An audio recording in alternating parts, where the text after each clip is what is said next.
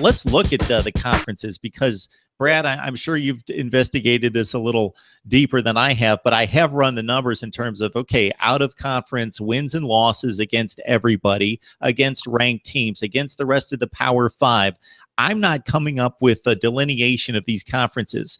We could have said for about 7 or 8 years, the SEC is the best conference. From about 2005 to about 2 or 3 years ago, definitely the SEC. I always thought that was overblown and it was groupthink nationally. And I thought if you really delved into the numbers, it was closer, but I never argued that the SEC was the best. I thought it was closer than everyone thought. But here in the last few years, the Big Ten's jumped in there. They've gone to the forefront. Of course, the ACC with the postseason that it had last year. But right now, if you run the numbers, it's difficult to separate the five. No, it really is. And ranking those Power Five conferences 1 to 5 is very difficult. Right now, I'd probably put the Big Ten 1. A lot of folks say ACC right now, but you look at it on paper, the ACC is not as good as it was supposed to be. Louisville and Florida State were considered elite in the preseason. Those two teams haven't panned out, man. You could say that the Cardinals probably wasted the Lamar Jackson era. They're 13-6 now with Lamar Jackson as their starting quarterback, and he's probably the best player in program history. Then Florida State has been decimated by injuries, but Clemson's really the only elite team in that league, in my opinion. I think the SEC has 2 elite teams, in Alabama and Georgia. I'd put Auburn down a peg. They've played one good team this season and lost at Clemson. So ACC 1 elite team, SEC has 2 elite teams.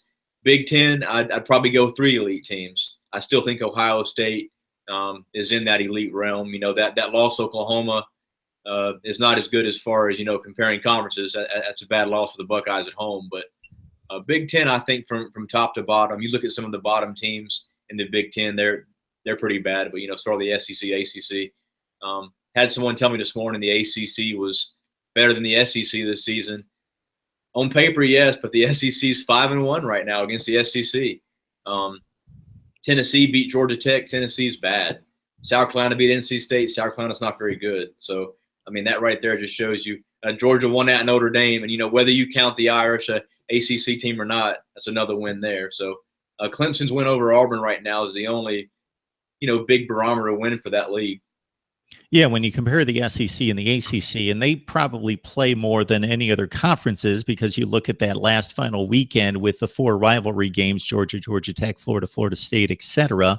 They get in those games as well. So we're going to see more matchups down the stretch, but you also have to take the seedings into consideration. So we're not expecting a South Carolina team from 2 years ago that's 3-9 to beat Clemson. So you got to put that into perspective. It's just not, okay, the SEC lost to the ACC. You got to put the games in perspective. But the ones that you mentioned really say something for the SEC. When Tennessee's not very good, probably going to win 5 or 6 games this year. They knock off Georgia Tech, who looks pretty strong at this point in the ACC. And like you say, South Carolina with a win against NC State, who's looking really good at this point. So if we look across the map and take out the likes of Alabama, Ohio State, Penn State, Clemson, etc.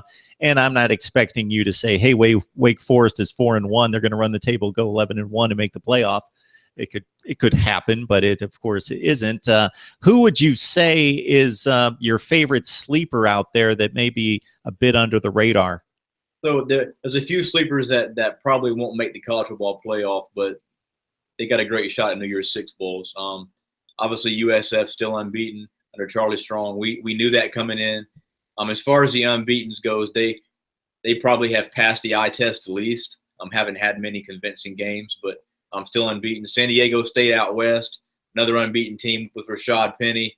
Another guy, best player you've never heard of, man. If you watch this guy play late Saturday nights, he's very good. And then TCU and NC State. State has 1 loss, TCU unbeaten. Now those are 2 teams that if they win out, they are in the playoff. SEC Network's Cole Kublik, everybody laughed at him in August for picking NC State in the playoff. And here we are, 2 weeks, 2 more wins from a Clemson game. NC State wins that, and they'll be going wild in Raleigh, I'll tell you that. Yeah, they laughed preseason when he said it. Then they probably just doubled up and fell on the floor when they lost to South Carolina, because how in the world are they going to get to the playoff losing to the Gamecocks? And here we are after the wins against Louisville and Florida State. And of course, the big one's going to be bam, Clemson. They win that game, and look out, NC State could upset all sorts of college football playoff projections out there. Brad Crawford from 24/7 Sports and also CBS joining us to talk college football and giving us a ton of time to set up Week 6. Brad, enjoyed the insight and the knowledge, so thanks so much for joining us. Thanks for having me, man.